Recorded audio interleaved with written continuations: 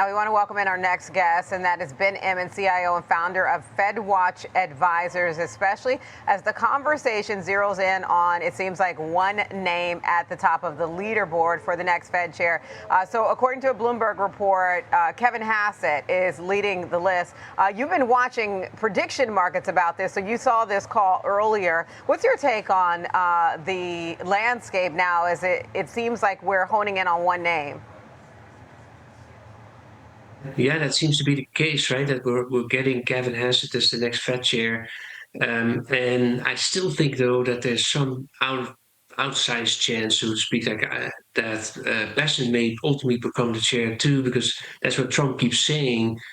But I think that there's also an influence from Bessent himself on this process towards the president by saying, "Look, I got these candidates vetted now, and here's your choice, right, of four candidates that you can pick from."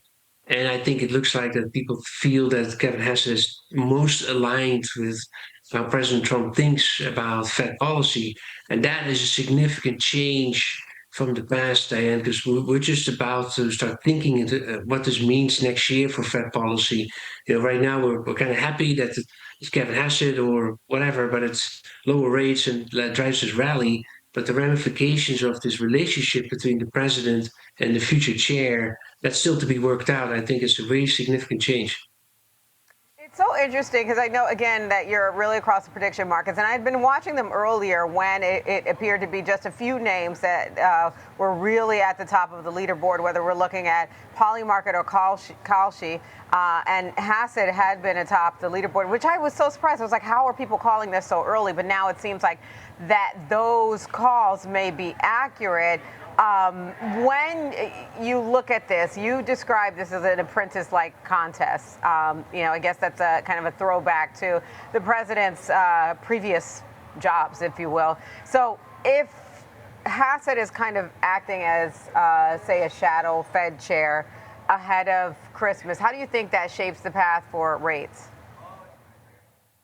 It could be significant because, if you look at the odds for rate cuts after December, they dropped down to the low 30s. So kind of the odds where the December odds were last week, right? And the market's not so convinced that the Fed could cut rates more after December. So if he plays this shadow chair, as you say, which is the idea that Bessent has pioneered, then that could shift expectations because let's face it, like take us back a few months ago even, there was a lot of people in the market thinking that the Fed was actually sort of on hold for some time because of where we are with tariffs and all the uncertainty about inflation from here and how the administration started to affect expectations from there, particularly Bessent, as well as this Fed chair contest, this apprentice contest starting early in the summer and now coming to full center of the attention of the markets, that I can only see Kevin Hassett, if he is the next chair, being the shadow chair, he's going to affect those expectations between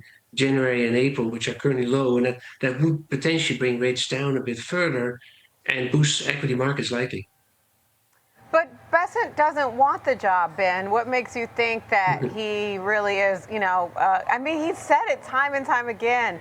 He seems to be happy where he is. Do you think he could potentially be kind of put in a corner and forced to have to take the job?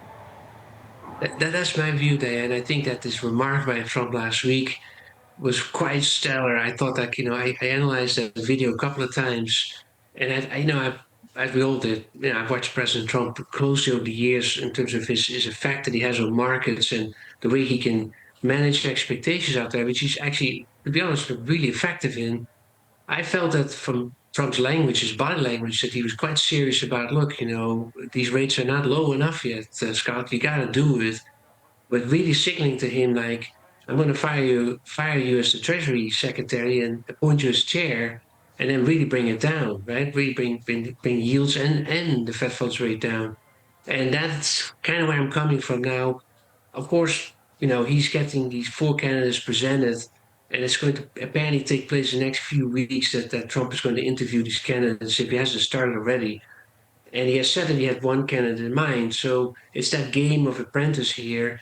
But I think he still, as he's done on several occasions now in a completely different setting, say the Saudi investment forum or back in Japan when he did all those trade deals, specifically mentioning the Fed chair, how unhappy he is with that, and how happy he would be if Bessent would be the taking over that job.